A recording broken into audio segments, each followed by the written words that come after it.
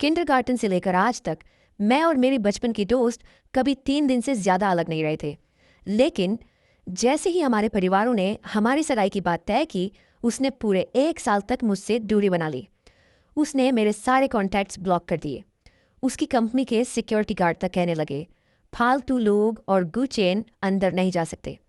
मैं बस उसकी नज़र के सामने आ जाऊं, वो तुरंत मुड़कर चली जाती थी। आखिर में उसके दोस्त भी ये सब देखकर परेशान हो गए और मुझे चुपके से लियू रुयान से मिलने ले गए। जब मैं वहां पहुंचा तो कमरे के दरवाजे की दरार से लियू रुयान की ठंडी आवाज़ का सुनाई दी। इशारा करते ही दौड़कर आने वाला पालतू कुत्ता। न उसमें कोई काबिलियत है न कोई पर्सनैलिटी। उसके साथ सगाई होने से तो मुझे खुद अपनी वैल्यू गिरती हुई लगती है। मैंने दरवाजे का हैंडल पकड़ा हुआ था, लेकिन दरवाज़ा आगे नहीं खोला। मेरे पीछे खड़ी जाओ शुए ने जल्दी से मेरे कान ढक दिए। छोटे, दीदी लियू की बातों पर ध्यान मत दो। उसने ज्यादा पी रखी है, बिना सोचे समझे कुछ भी बोल रही है। मैं अभी जाकर उसे सुनाती हूँ। इतना कहकर वह अंदर जाने ही वाली थी कि मैंने उसका बाजू पकड़कर सिर हिला दिया। इतने सालों से मैं बस यही जानना चाहता था कि आखिर लियू रुयान मेरी सगाई से इतनी नफरत क्यों करती है। यहाँ तक कि बात पूरे हाई सोसाइटी सर्कल में फैल गई थी और सबको पता चल गया था। मैंने उसे लगभग 17 साल तक दीदी कहकर बुलाया, लेकिन वो मेरी सगी बहन तो थी नहीं। एक दिन उसे शादी तो करनी ही थी, फिर वो शादी मुझसे क्यों नहीं हो सकती थी। और अब जाकर मुझे जवाब मिल गया। ना तो मैं कम काबिल था, ना ही मैं कम अच्छा दिखता था। असल बात बस इतनी थी कि उसने मुझे कभी बराबरी से देखा ही नहीं। उसकी नज़र में मैं सिर्फ एक छोटा सा पालतू था, जिससे वह मन बहलाती थी, वक्त काटती थी, या फिर बस अपने पास सजावट की तरह रखती थी। जाओ शुए मुझे दिलासा देते हुए लगातार बड़बड़ा रही थी। सुयूं और बाकी लोग भी ना, कुछ भी उल्टा सीधा बोलते रहते हैं, किसी पर भरोसा ही नहीं। मैंने गहरी सांस ली। अब ठीक हूं। जाओ दीदी, क्या आप मुझे घर छोड़ देंगी? मैं अब उससे मिलने नहीं जाना चाहता। ठीक है। हम दोनों अभी मुड़कर प्राइवेट रूम से बाहर जाने ही वाले थे कि तभी अंदर से दरवाज़ा खुल गया। हम एक पल के लिए ठिठक गए और दरवाज़ा खोलने वाली सुयू से आमने सामने हो गए। सुयू को अभी तक पूरी बात पता नहीं थी। उसने सीधे मेरा हाथ पकड़ लिया और मुझे अंदर खींचते हुए बोली, ये पार्टी तो वैसे भी इसलिए रखी गई थी ताकि सब मिलकर लियू रुयान और तुम्हारे बीच सुलह करवा सके। सुयू मुझे खींचकर लियू रुयान के सामने बैठा देती है। फिर लियू रुयान से कहती है, लियू दीदी, अगर आपको अपने परिवार के खिलाफ जाना भी है तो कम से कम शियाओ चेन के साथ ऐसा मत कीजिए। हम सब उसे बचपन से जानते हैं। आप दोनों आराम से बात कीजिए, वरना आपकी ये कड़वी बातें और अंदर का नरम दिल कहीं बड़ा गलतफहमी ना पैदा कर दे। जब से मैं कमरे में आया था, लियू रुयान ने एक बार भी सिर नहीं उठाया, लेकिन जिस तरह वो गिलास पकड़े हुई थी, उससे साफ दिख रहा था कि वो खुद को रोक रही है। जाओ जुए ने इशारे से सुयू को सिर हिलाकर कुछ समझाया।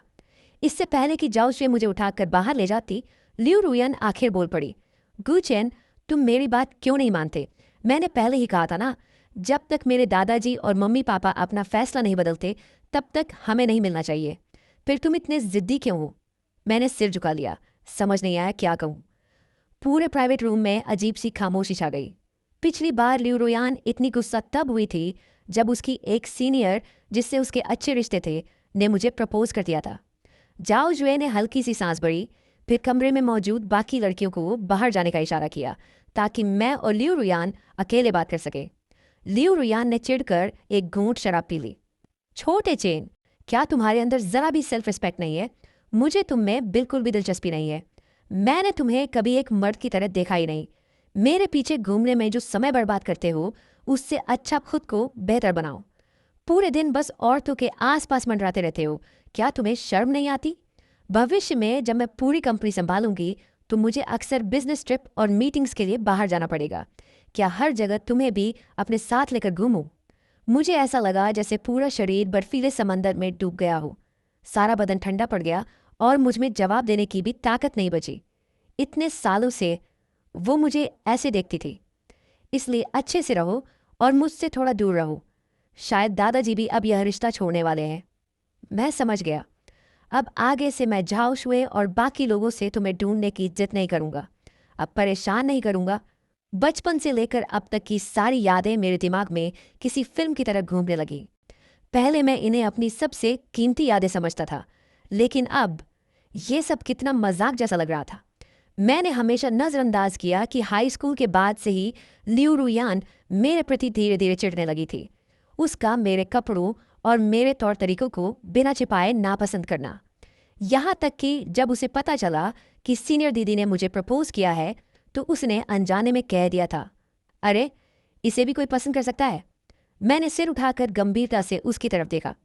रुयान दीदी, बचपन में आपने मेरी जान बचाई थी, उसके लिए मैं हमेशा आपका शुक्रगुजार रहूंगा। अब मैं समझ गया हूँ, आगे से मैं आपको कभी परेशान नहीं करूंगा। इतना कहकर मैं उठ गया और बिना पीछे मुड़े वहां से चला आया। वापस विला पहुंचकर मैंने लाइट जलाई। पूरा घर पहले जैसा ही था। माँ पापा सालों से ज्यादातर बाहर ही रहते थे और दादाजी तो पहाड़ों में जाकर शांत जिंदगी बिता रहे थे। लियू रुयान की माँ ने बताया था कि मेरे जन्म के बाद घर में सिर्फ एक आया मेरी देखभाल करती थी। जब मैं 3 साल का था, एक दिन आया सब्जी खरीदने बाहर गई और दरवाज़ा बंद करना भूल गई। मैं भागते हुए बाहर निकल गया और सड़क के बीचों बीच गिर पड़ा। उसी समय आंगन में खेल रही लियू रुयान ने मेरे रोने की आवाज़ सुनी और मुझे अपने घर ले आई। उसके बाद लगभग 10-15 साल तक मैं हमेशा लियू रुयान के पीछे पीछे बड़ा हुआ। मैंने उसी के साथ एक ही प्राइमरी स्कूल, मिडिल स्कूल, यहाँ तक कि यूनिवर्सिटी में भी पढ़ाई की। जब मेरे चुपचाप और अकेले स्वभाव की वजह से लोग मुझे परेशान करते थे, तब लियू रुयान ही मेरे लिए खड़ी होती थी। उसी ने मुझे सिखाया कि खुद को कैसे बचाना है। अगर हिसाब लगाऊं तो मेरी जिंदगी में लियू रुयान ने मेरे तथाकथित माता पिता से भी ज्यादा समय बिताया था। मैं उस पर इतना ज्यादा निर्भर हो चुका था कि जब उसने मुझसे दूरी बनानी शुरू की तो मैं घबराकर उसे हर जगह ढूंढने लगा। ऐसा लग रहा था जैसे मेरी पूरी दुनिया अचानक खाली हो गई हो। 1 साल लंबा नहीं होता, लेकिन यह साल पिछले कई सालों से भी ज्यादा मुश्किल था। मैं कंप्यूटर के सामने बैठा एक्सचेंज स्टूडेंट प्रोग्राम के अप्रूवल मेल को खाली नजरों से देख रहा था। मनोवैज्ञानिक ने कहा था कि मुझे अपना माहौल बदलना चाहिए, कुछ नए शौक अपनाने चाहिए ताकि ध्यान दूसरी तरफ जा सके।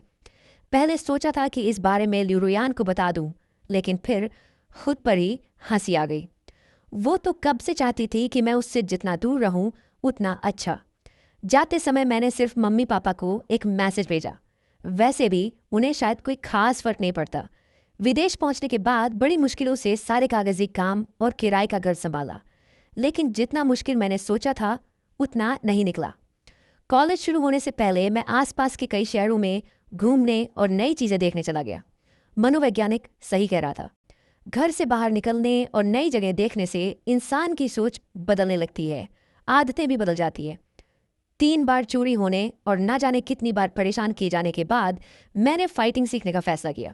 अब मेरे लिए कोई खड़ा होने वाला नहीं था, मुझे खुद को बचाना सीखना था। विदेश में कॉलेज शुरू हुए 2 महीने हो चुके थे, तभी अचानक मुझे जो शिव का फ़ोन आया। शियाओ चेन, तुम विदेश चले गए और हमें बताया तक नहीं, वो भी हमें तुम्हारे क्लासमेट से अचानक पता चला। मैंने हल्की आवाज़ में कहा, बस पढ़ाई के साथ थोड़ा मन बदलने आया हूँ, कुछ महीनों में वापस आ जाऊंगा, चिंता मत करो। तो अब वहाँ तुम्हारी लाइफ कैसे चल रही है? जहाँ रह रहे हो वो जगह सुरक्षित है ना? सब बहुत अच्छा है। अच्छा है तो ठीक, चाहो तो अपनी दीदी को बता दो, वहाँ उसके कुछ जानने वाले लोग हैं। ज़रूरत नहीं, मैं बिल्कुल ठीक हूँ, किसी को परेशान करने की ज़रूरत नहीं। ठीक है, लेकिन कोई भी बात हो तो तुरंत संपर्क करना। ऑफिस में जो शिव ने कॉल कटने के बाद फ़ोन स्क्रीन बंद कर दी। अब तो काफ़ी बड़े हो गए वो।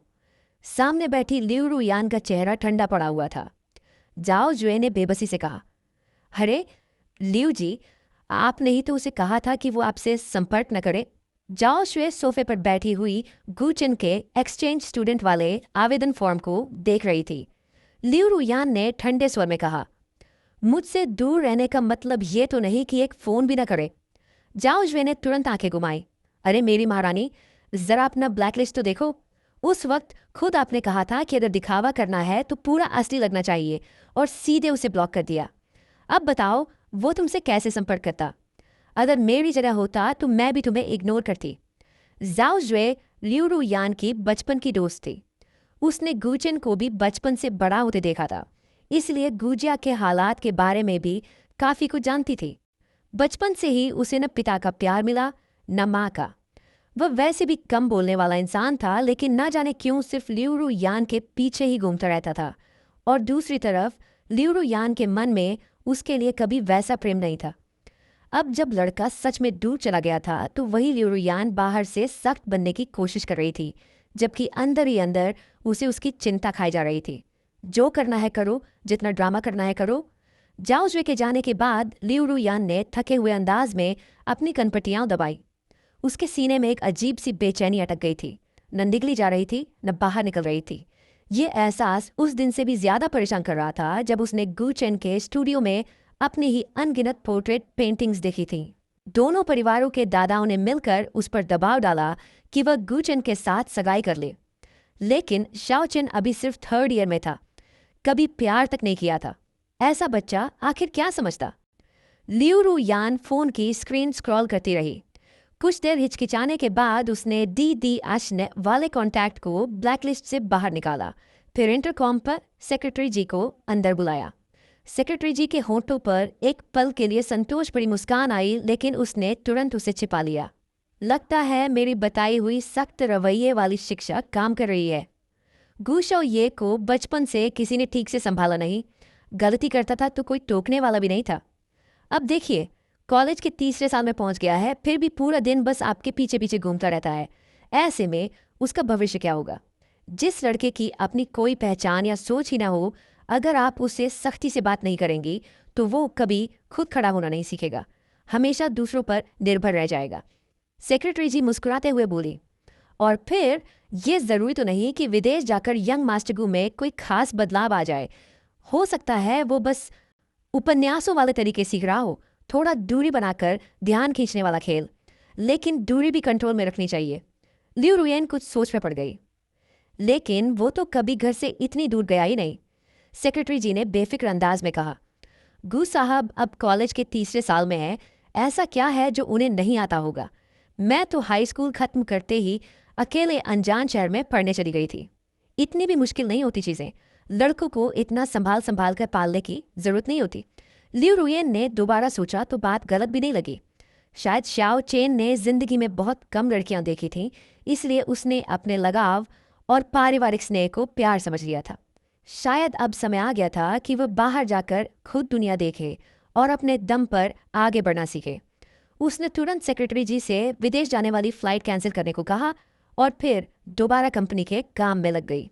उधर दूसरी तरफ कोच को हल्का सा इशारा करने के बाद उसने बंदूक नीचे रख दी, कलाई घुमाकर आराम किया। इस बार उसकी शूटिंग पिछली बार से काफी बेहतर रही थी। मैंने चुपचाप अपना सामान समेटा और दिमाग को खाली करने की कोशिश की।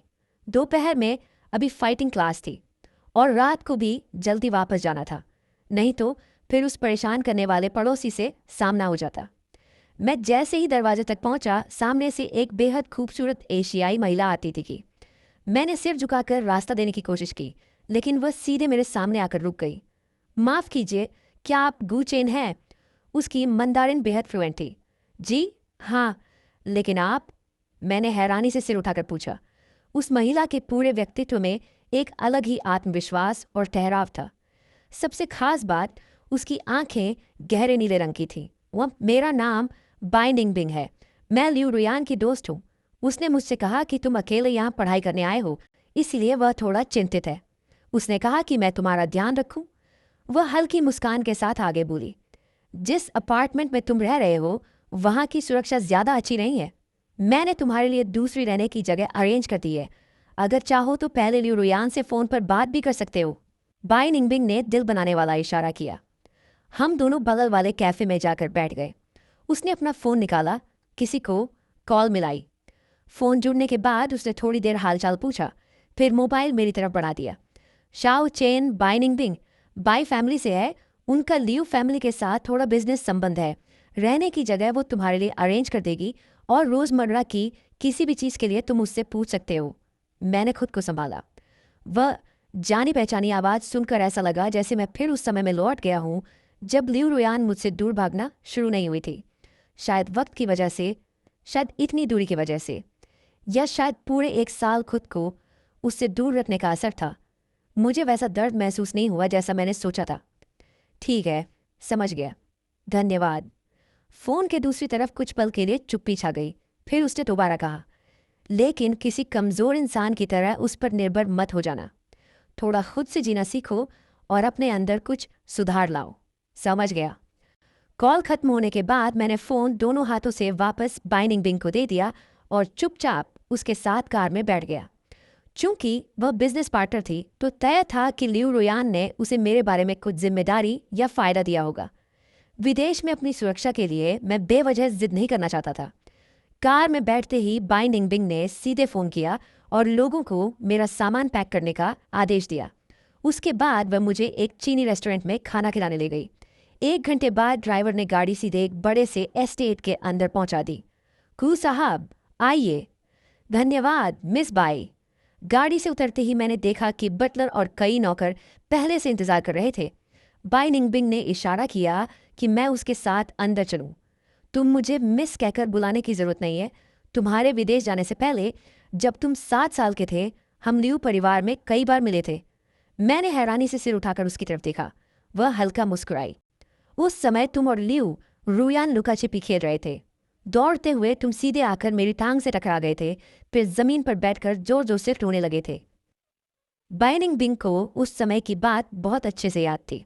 तब वह अपने पिता के साथ लियू रुयान के घर गई थी। जैसे ही अंदर गई, एक छोटा सा बच्चा भागते हुए आकर उससे टकरा गया।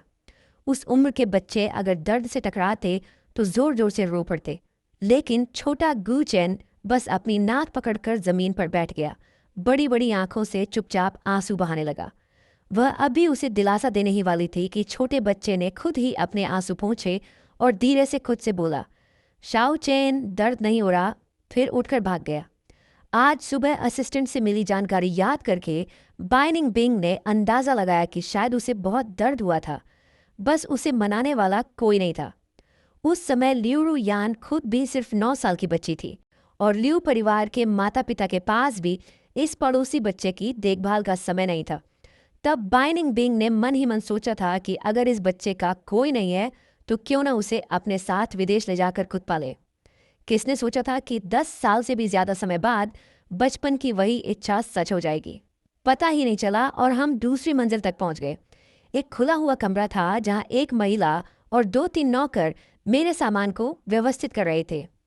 हमें देखकर वह महिला बाहर आई और मुस्कुराकर बोली, बाय मैम, गू साहब, आपने तो कहा था कि इन्हें साउथ वाले फ्लैट में रखना है, फिर अचानक आपके एस्टेट में क्यों ले आए? यह सुनकर मैंने भी सिर उठाकर बाइनिंग बिंग की तरफ देखा।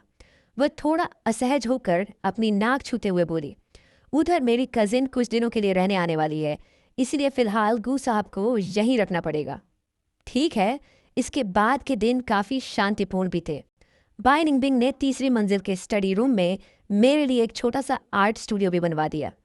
जब मेरी क्लास नहीं होती तो मैं वहीं बैठकर पेंटिंग करता था।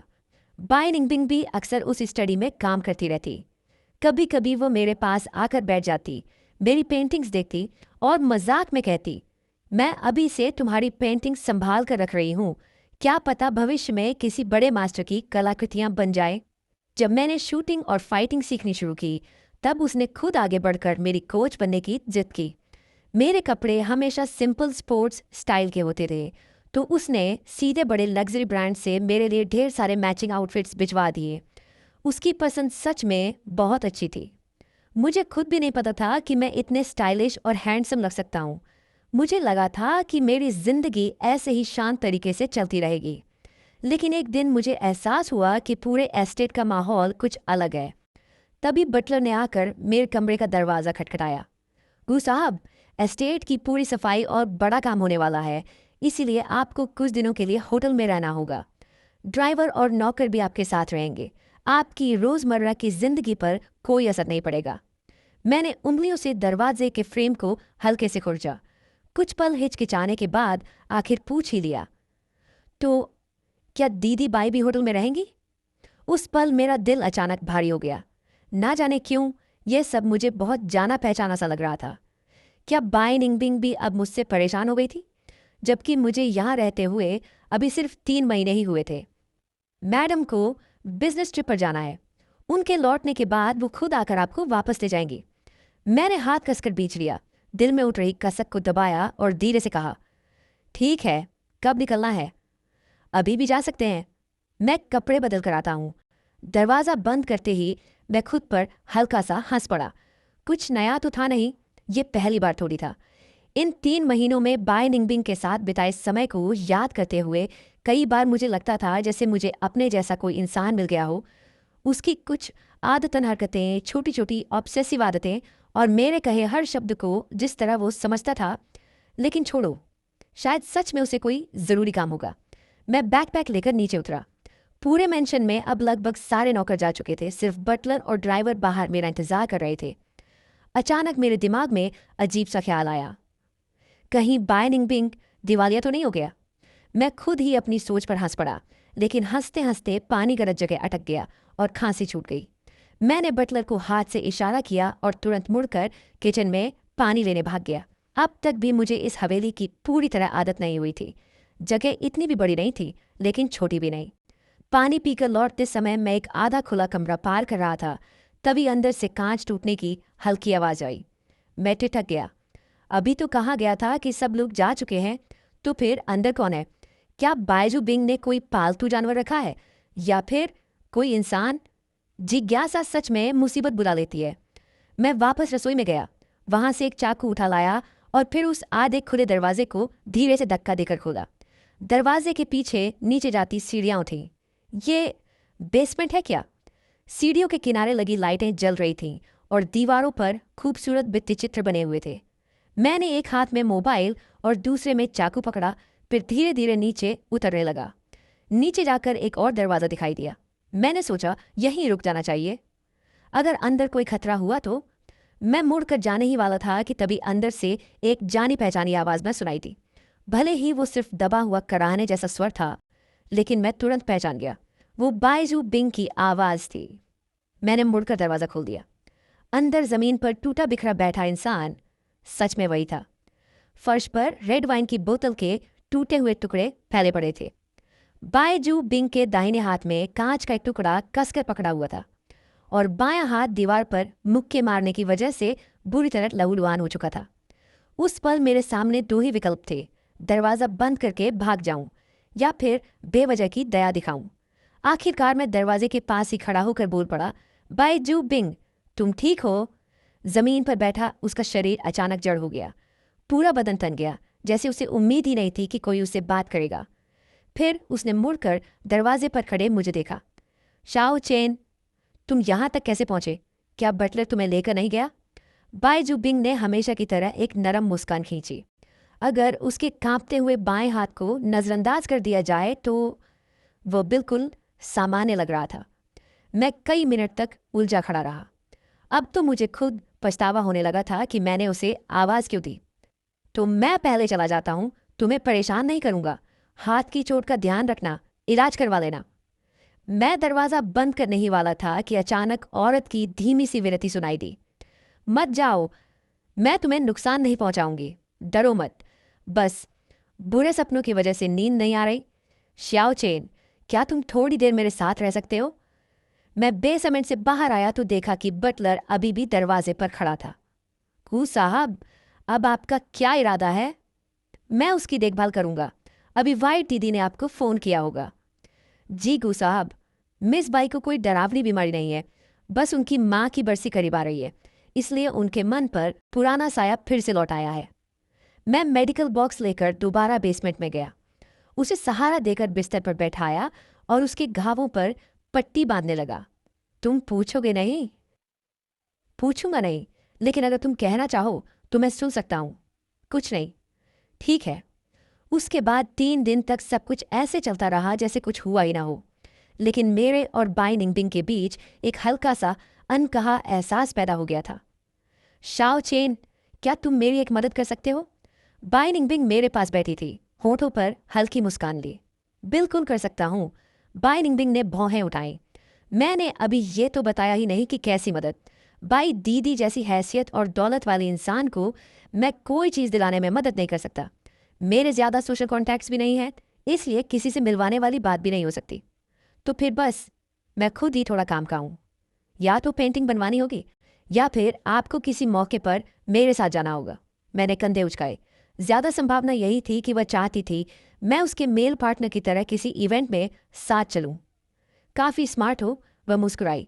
मैं तुम्हें अपनी मौसी मैडम ग्वार्डी के डिनर पार्टी में इनवाइट करना चाहती हूँ। मेरी मौसी को हमेशा मुझे अपने जान पहचान वाले रईस घरानों के लड़कों से मिलवाने का बड़ा शौक था। हर बार उनके हाथों से बचकर निकलना मेरे लिए काफ़ी मुश्किल हो जाता था। पहले मेरे आसपास कोई ऐसा पुरुष नहीं था जिससे मेरी खास नज़दीकी हो, लेकिन अब तुम आ गए हो तो बिल्कुल सही मौका मिल गया। मैंने बिना झिझक तुरंत हामी भर दी। हालांकि बचपन से मुझे किसी ने खास तौर पर संभाला या सिखाया नहीं था, लेकिन पैसों और सुविधाओं की कभी कमी नहीं रही। इसीलिए जो भी सीखना ज़रूरी था वो मैंने खुद लोगों को ढूंढ कर सीख लिया था। उसी दिन सुबह बाई निंगबिंग खुद मेरे कमरे में सूट लेकर आई। पूरा डिज़ाइन बेहद शाही और दमदार था। कपड़े बदलने के बाद स्टाइलिस्ट ने उसी सूट के हिसाब से मेरे बाल भी सेट किए। मैं दूसरी मंजिल पर खड़ा था। आवाज़ सुनकर बाई निंगबिंग ने सोफे से सिर उठाया। जैसे ही उसकी नज़र मुझ पर पड़ी, उसकी गहरी आंखें हल्का सा फैल गईं। उसने बिना कोई परवाह किए अपनी हैरानी और मेरे लिए तारीफ भरी नज़रें साफ जाहिर कर दी। फिर वह तेज़ी से सीढ़ियों की ओर बढ़ी और मेरे लिए हाथ बढ़ाने लायक एक सीढ़ी ऊपर रुक गई। मैंने हल्का सा झुककर एक जेंटलमैन की तरह अभिवादन किया और अपना हाथ आगे बढ़ाया। इस खूबसूरत राजकुमारी को क्या मेरे साथ इस डिनर पार्टी में चलना मंजूर होगा? वह खुद को हंसने से रोक नहीं पाई। तुम सच में बहुत बचकाने हो। उसने अपना हाथ मेरे हाथ पर रख दिया।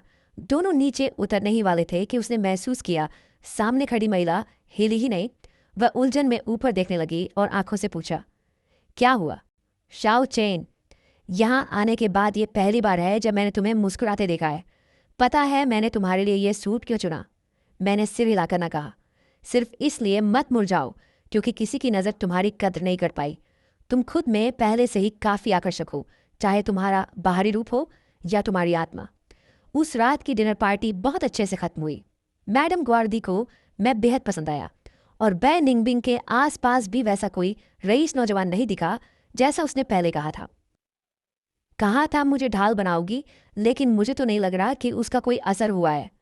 बाई निंगबिंग ने हल्का सा सिर झुकाया। असल में कोई एक नौजवान इतना ज्यादा चमक रहा है। मैंने सिर उठाकर उनकी नरम आंखों में देखा। शांत, लेकिन उस शांति के भीतर जैसे उफनती हुई भावनाएं छिपी थीं। इन कुछ महीनों में मुझे भी महसूस होने लगा था कि उनका मेरे प्रति रवैया अलग है। वो न दया थी, न सिर्फ शिष्टाचार, और न ही किसी बड़े का छोटे के लिए स्नेह, बल्कि उसमें अपनापन और प्रशंसा थी। अचानक मुझे महसूस हुआ कि उनकी कमर पर रखा मेरा हाथ थोड़ा डगमगा गया और अगले ही पल वो पूरा शरीर मेरे सीने से आ लगा। सॉरी, मैं थोड़ा बहक गई। मुंह से माफ़ी ज़रूर मांग रही थी, लेकिन मेरे बाहों में पड़े रहने का उनका इरादा ज़रा भी नहीं लग रहा था। मैं हल्का मुस्कुराया। मिस बाई, क्या आपने उस समय हिंदी? नहीं, मेरा मतलब भाषा की पढ़ाई पूरी किए बिना ही विदेश चली गई थी। आई लव यू वाला उसका कन्फेशन सच में काफ़ी पुराना और घिसा पिटा था। मैं मुंह से तो उसे कोस रही थी, लेकिन उसके दिल की बात समझ चुकी थी। गाना खत्म होते ही मैंने उसे हल्के से अपने पास से दूर किया, लेकिन बाई निंगबिंग ने बिल्कुल भी उम्मीद के मुताबिक रिएक्ट नहीं किया। मैं बस 2 कदम ही आगे बढ़ी थी कि उसने मेरा हाथ पकड़ लिया। अगले ही पल उसकी बाहें मेरी गर्दन के चारों तरफ आ गईं और उसने सीधे मुझे किस कर लिया। आसपास खड़े लोग हैरानी से चीख उठे। वह मुझे किस करते हुए ही पूरे गाड़ी मैनर से बाहर ले गया। मुख्य दरवाजे तक पहुंचकर ही रुका, फिर मुझे कार में बिठाया और ड्राइवर को चलने का इशारा किया। पूरे रास्ते हम दोनों में से किसी ने कुछ नहीं कहा। जब हम बाय निंगबिंग मैनर लौटे तो उसने मुझे फिर कई बार किस किया। उसकी हर हरकत बेहद नरम थी, लेकिन उसमें इनकार की कोई गुंजाइश भी नहीं थी। वह मुझे फ्रंट हॉल से होते हुए सीधे बगीचे के बीच तक ले गया और तभी आखिरकार मुझे छोड़ा। बाई निंगबिंग ने मेरी तरफ देखते हुए धीमे से पूछा, गु चैन, तुमने मुझे ठुकराया नहीं, तो बताओ तुम्हें मुझ में क्या पसंद है? मैंने चुपचाप उसकी आंखों में देखा। शूटिंग क्लब में जब मैंने तुम्हें पहली बार देखा था, मैं काफ़ी देर तक बाहर खड़ा होकर तुम्हें देखता रहा। तुम इतने नाजुक लग रहे थे कि जैसे एक हाथ से तोड़ दिए जाओ, लेकिन तुम्हारी आंखों में जो बेरहमी और ठंडापन था, वही मुझे सबसे ज़्यादा अपनी तरफ खींच रहा था। मैंने उसका हाथ झटक दिया जो मेरे चेहरे को छू रहा था। तुम्हारा ये जुनूनी एक्सप्रेशन सच में किसी साइको जैसा लगता है। तो क्या हुआ? मैंने सामने खड़ी उस औरत को देखा जो अब अपने असली नुकीले दांत दिखा चुकी थी। उस बेसमेंट में तुमने लगातार 3 दिन मेरा साथ दिया था। उसी वक्त मैंने सोचा था, कितना अच्छा होता अगर तुम हमेशा मेरे पास रहते। बाई निंगबिंग का हाथ धीरे से मेरे गाल पर आकर ठहर गया। फिर अनजाने में उसकी उंगलियां मेरी गर्दन तक सरक गई। उसने हल्का सा दबाव डाला। ऐसा लग रहा था जैसे मेरी पूरी जिंदगी उसी के हाथ में हो। उसका अंदाज हावी होने वाला था, और पागलपन की हद तक जुनूनी भी। मेरे बन जाओ, मैं तुम्हारा परिवार बन सकता हूँ, तुम्हारा दोस्त, तुम्हारा प्रेमी। तुम जिस भी रिश्ते की ख्वाहिश करो, मैं वो सब बन जाऊंगा। मैं तुम्हें अपना पूरा प्यार दूंगा, और मैं खुद भी पूरी तरह सिर्फ तुम्हारा हो जाऊंगा। उस पल ऐसा लगा जैसे समय थम गया हो। मैं उस सारे प्यार वाले वादे के आकर्षण में पूरी तरह डूब गया था। मैंने खुद को कहते सुना, ठीक है। उसकी बेचैन सांसें धीरे धीरे शांत हो गईं, जैसे किसी ने मुझे फिर से ऑक्सीजन दे दी हो, और साथ ही जैसे वह मेरी पूरी आत्मा को निगल लेना चाहता हो। अगली सुबह मैं फ़ोन की घंटी से जागा। मेरा फ़ोन तो हमेशा साइलेंट पर रहता था। इस देश में आने के बाद मैंने अपना नंबर बायजू बिंग के अलावा किसी को नहीं दिया था। घंटी लगातार बज रही थी और मेरा सिर दर्द से फटने लगा। मैं झुंझलाकर उठने ही वाला था कि फ़ोन उठाकर फेंक दूं, तभी एक हाथ धीरे से मेरे चेहरे पर आकर ठहर गया। वह हल्के हल्के मुझे शांत करने लगा, जिससे मैंने अपने होंठों को दांतों से काटना छोड़ दिया। मेरे कानों में बायजू बिंग की धीमी आवाज़ गूंजी, कुछ नहीं, मेरा फ़ोन है। ये कहकर उसने फ़ोन उठाया, स्क्रीन पर नज़र डाली।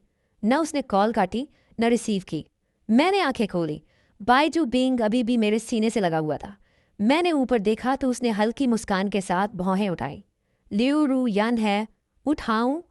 उस औरत ने झुककर मेरे होंठों पर हल्का सा किस किया। मैंने आंखें घुमाई और हाथ बढ़ाकर कहा, फ़ोन मुझे दो। बाई निंगबिंग ने कहा, सुना है कल तुम शाओ चेन को डांस पार्टी में लेकर गए थे।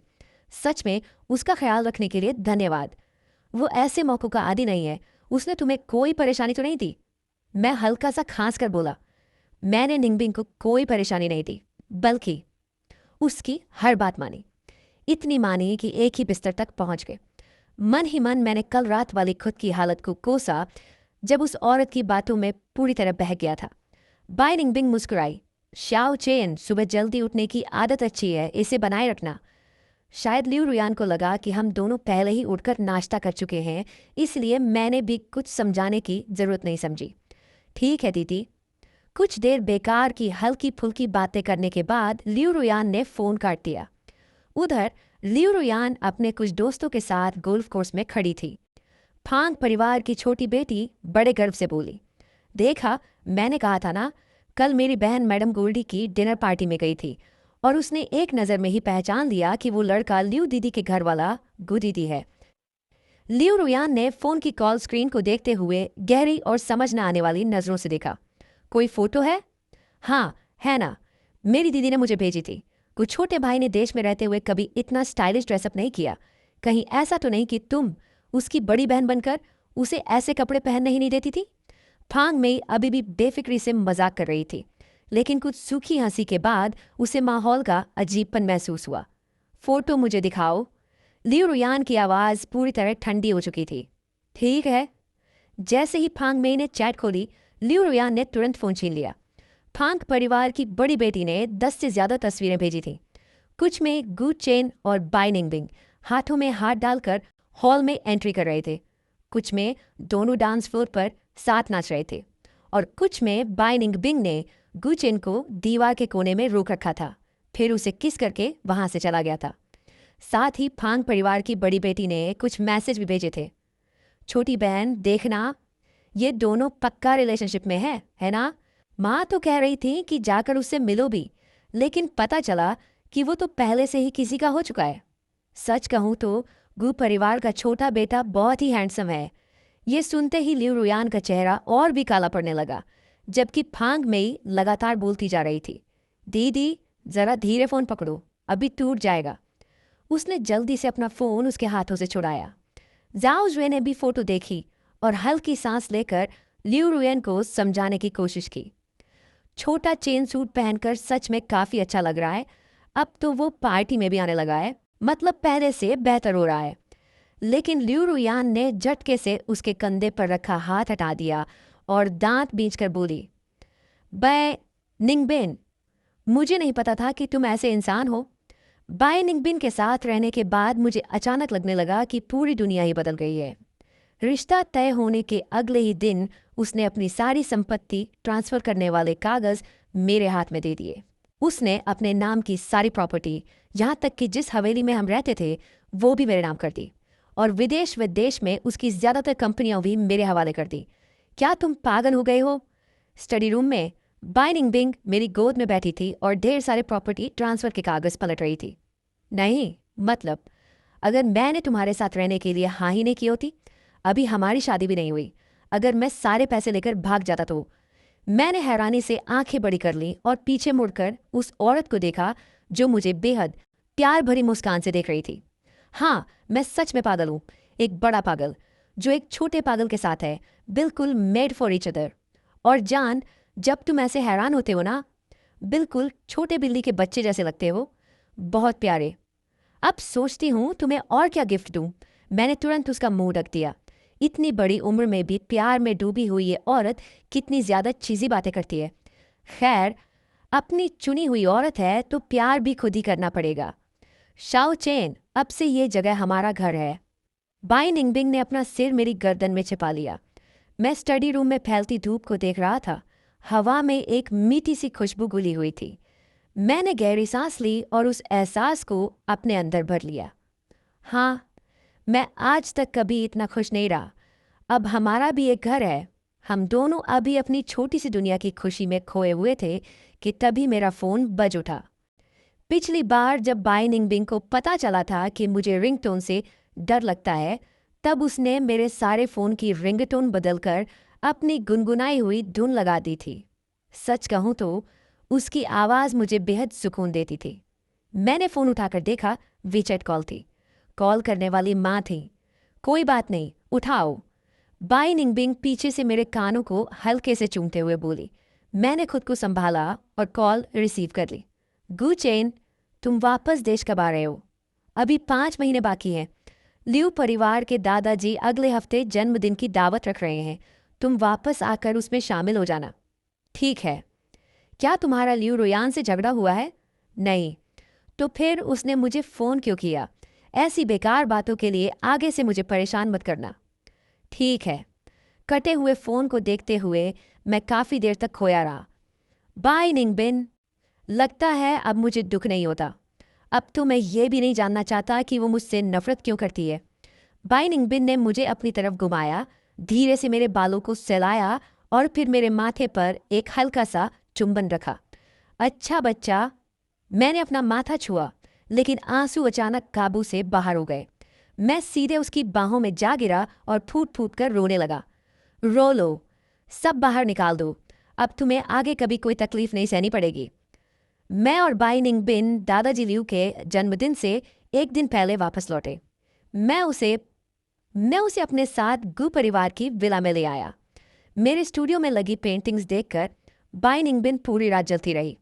आखिर मुझे उसे मनाने के लिए वादा करना पड़ा कि आगे से मैं उसके लिए और भी ज्यादा पेंटिंग्स बनाऊंगा। जब बाय निंगबिन मेरा हाथ थामकर मुझे बोट हॉल में लेकर पहुंचा, तब तक वहां काफी लोग आ चुके थे। अभी तक लियू परिवार के लोग नहीं दिखे थे। बाय निंगबिन को तुरंत ही कुछ लोगों ने घेर लिया और उससे हालचाल करने लगे।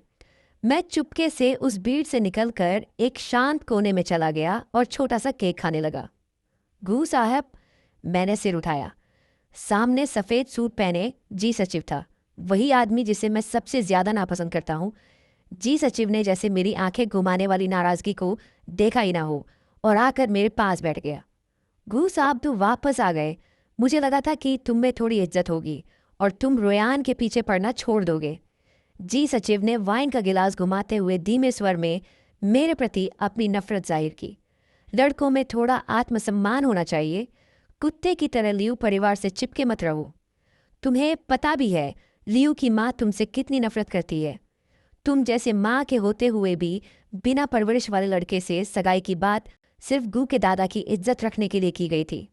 तुम ज्यादा से ज्यादा बस एक मस्खरे खिलौने जैसे हो।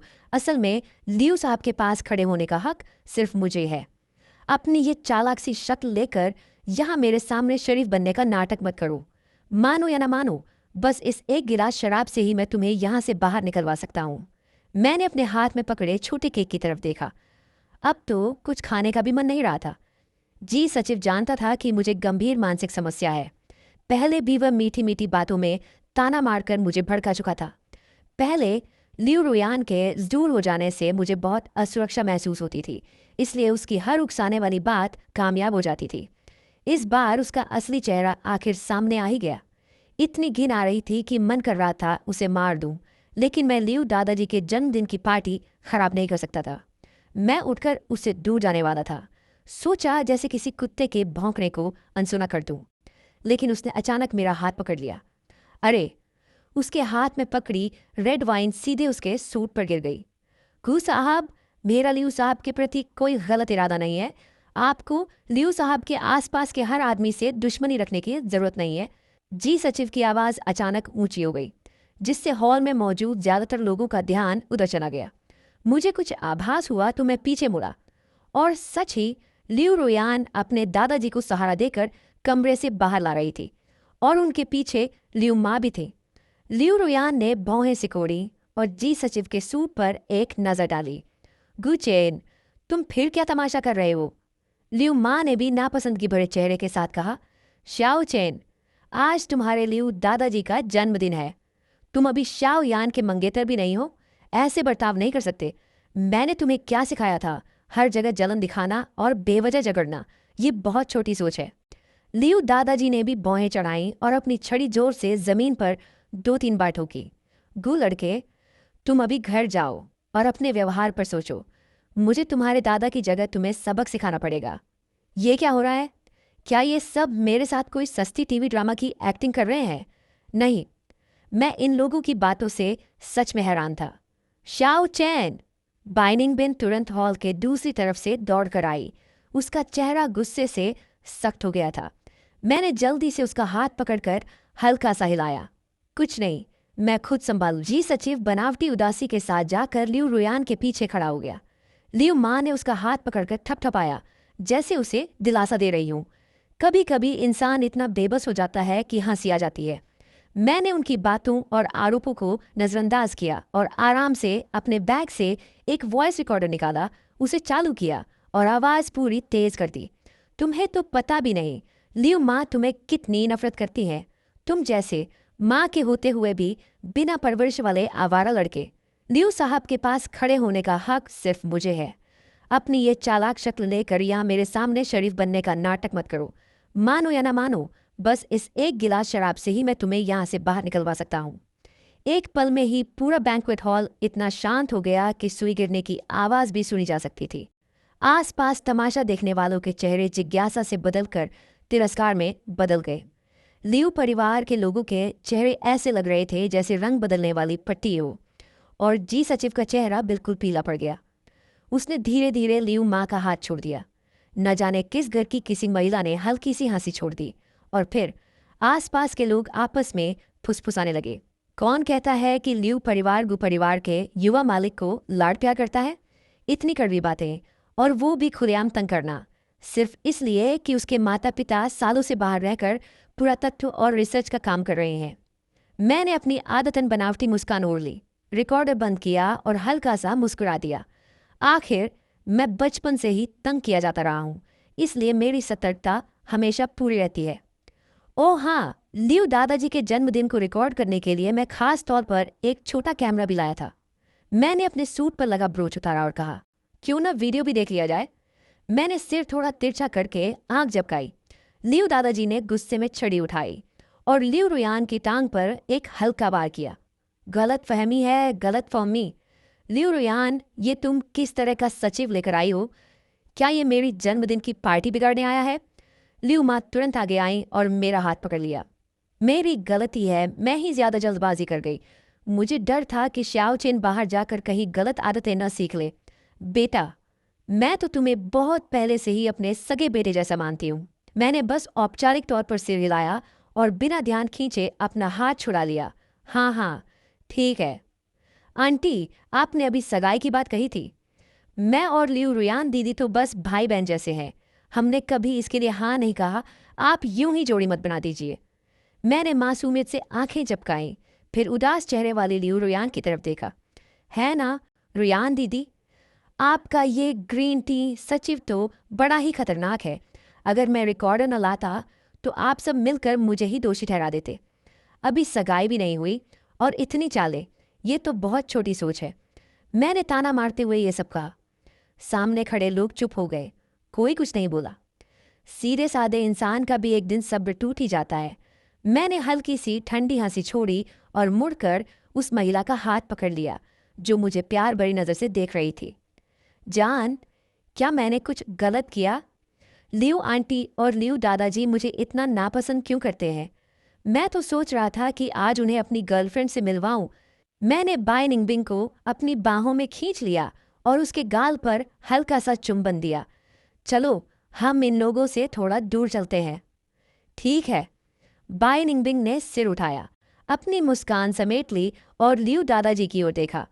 जब यहाँ हमारा स्वागत नहीं है तो मैं और श्याओ चेन अब ज्यादा देर नहीं रुकेंगे, हम चलते हैं। लियू परिवार के जवाब देने का इंतजार किए बिना उसने मुझे थामकर बाहर की ओर ले जाना शुरू कर दिया। श्याओ चेन, रुको जरा।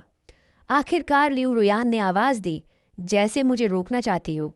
लेकिन मैं और बाई निंगबिंग एक दूसरे को देखकर मुस्कुरा दिए और बिना रुके आगे बढ़ते रहे।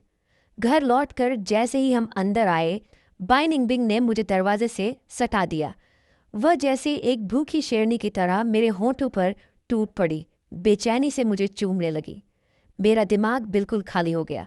मैं बस उसके उमड़ते प्यार को महसूस कर रहा था। काफ़ी देर बाद वह धीरे धीरे अलग हुई, लेकिन फिर भी बार बार मुझे चूमती रही। श्याओ चेन, तुम्हें पता है तुम कितने हैंडसम हो? जब तुम गुस्से में किसी छोटे शरारती कुत्ते की तरह लगते हो, तब भी इतने आकर्षक कैसे लगते हो? क्या तुमने मुझ पर कोई जादू कर दिया है? मैं शर्म से लाल होकर उसे हल्का सा धक्का देकर अलग हुआ। शायद इसलिए कि वह चीनी इटालियन मिक्स है। जब वह गंभीर होती है तो एकदम क्लासिक एलिगेंट दीदी जैसी लगती है, लेकिन जब प्यार में डूब जाती है तो उसकी दीवानगी थोड़ी डराने वाली हद तक जोशीली हो जाती है। और मुझे यही सबसे ज़्यादा पसंद है। मुझे हमेशा से ऐसे खुलेआम जताए जाने वाले प्यार की चाह थी। मैंने बाई निंगबिंग की कमर पकड़ ली और उसके सीने में चेहरा छुपा लिया। शायद इसलिए कि तुम मेरे पीछे हो, मैं इतना हिम्मती बन पाता हूँ। अब से जो भी मुझे परेशान करेगा, मैं उसे काट लूँगा। वह मोहक अंदाज में मुस्कुराई और मुझे और कसकर गले लगा लिया। ठीक है, अगर तुम नहीं काट पाए तो मैं तुम्हारी तरफ से काट लूँगी। अगले दिन जब मेरी आँख खुली तब दोपहर हो चुकी थी। मैं उनींदा सा उठकर फ्रेश हुआ और नीचे आया तो देखा बाई निंगबिंग एप्रन पहनकर किचन में खाना बना रही थी। मैं उसे ध्यान से खाना बनाते और सब्जियां काटते देखता रहा, फिर पीछे से जाकर उसकी कमर पकड़ ली। नींद पूरी हो गई, बस अभी खाना तैयार हो जाएगा। मैं अभी झुककर देख ही रहा था कि वो क्या बना रही है, तभी दरवाजे की घंटी बज उठी। मैं रसोई से दौड़कर दरवाजे पर गया और दरवाज़ा खोला। सामने लियू रुयान थी। मैंने हल्के से दरवाज़ा बंद किया और मुड़कर उसकी आंखों में देखा। कल की बात के लिए सॉरी। लियू रुयान की आवाज़ भारी थी। ध्यान से देखा तो उसकी आंखों के नीचे हल्के काले घेरे भी थे। मैं तो ये नहीं कहने वाला कि कोई बात नहीं। यहाँ एक कहावत बिल्कुल सही बैठती है, अगर माफ़ी से सब ठीक हो जाता तो पुलिस की क्या ज़रूरत होती। और कुछ काम है, मुझे वापस जाकर खाना खाना है। कल तुम और बाई निंगबिन क्या सिर्फ मुझे जलाने के लिए थे? हमारे बीच की बातों में किसी तीसरे को मत लाओ। और बाई दीदी रोज़ बहुत व्यस्त रहती हैं, उन्हें बार बार परेशान मत किया करो। मैंने उसकी आंखों में देखते हुए साफ साफ कहा, नहीं, ये सब तुम्हें जलाने के लिए नहीं था। बाई निंगबिन मेरी गर्लफ्रेंड है, वो कोई बाहर ही नहीं, मेरे अपने लोगों में से है। लियू रुयान कुछ पल के लिए स्तब्ध रह गई। फिर उसने अविश्वास में अपनी आंखें बड़ी कर लीं और उसकी आवाज़ भी ऊंची हो गई। तुम और बाई निंगबिन, तुम्हें पता भी है तुम क्या कर रहे हो? वो मुझसे भी 3 साल बड़ी है। मैंने कंधे उचकाए। हाँ, तुम मुझसे 6 साल बड़ी ही तो है, कोई 10-20 साल थोड़ी ना है। इतना एज गैप तो बिल्कुल नॉर्मल है और वो मुझे बच्चा भी नहीं समझती। लियू रुयान अभी भी मानने को तैयार नहीं थी। उसने भौहें सिकोड़ लीं और मेरा हाथ पकड़कर खींच लिया। नहीं, ये नहीं हो सकता। मैंने जोर से हाथ छुड़ाने की कोशिश की, लेकिन छुड़ा नहीं पाया। तुम मुझे भड़काने की कोशिश मत करो, छोड़ो मेरा हाथ। तुम्हें पता भी है उसका परिवार कैसा है, बिल्कुल नॉर्मल नहीं है। बाई निंगबिन की माँ कंट्रोल फ्रीक है। वो चाहती थी कि उसके पिता हर वक्त उसके साथ चिपके रहे। आखिर में उसके पिता ने आत्महत्या कर ली।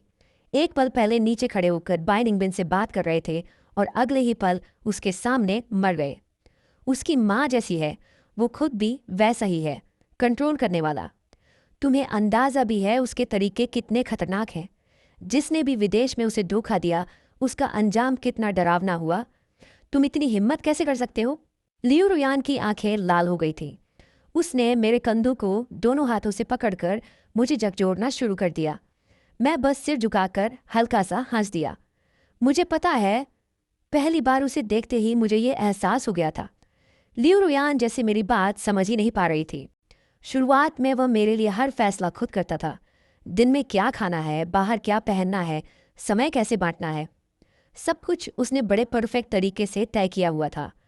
बाद में तो हाल ये हो गया कि मैं किससे मिल रहा हूँ, रात को कितने बजे घर लौटता हूँ, सब कुछ उसे बताना पड़ता था। लेकिन क्या यही तो मैं नहीं चाहता था? एक तरफ कंट्रोल करने वाला इंसान और दूसरी तरफ मुंह जैसा ज़रूरत से ज़्यादा निर्भर रहने वाला, जैसे एक दूसरे के लिए ही बने हों। वह कभी मुझसे चिपके रहने पर परेशान नहीं होता और न ही उसे ये अजीब लगता है कि मैं अकेला रहता हूँ, मेरे ज़्यादा दोस्त नहीं हैं। जब मेरे पास खुद कोई फैसला लेने की समझ नहीं होती तो वो मेरी जगह फैसले ले लेता है। मैंने लियू रुयान के हाथ अपने कंधों से हटाए।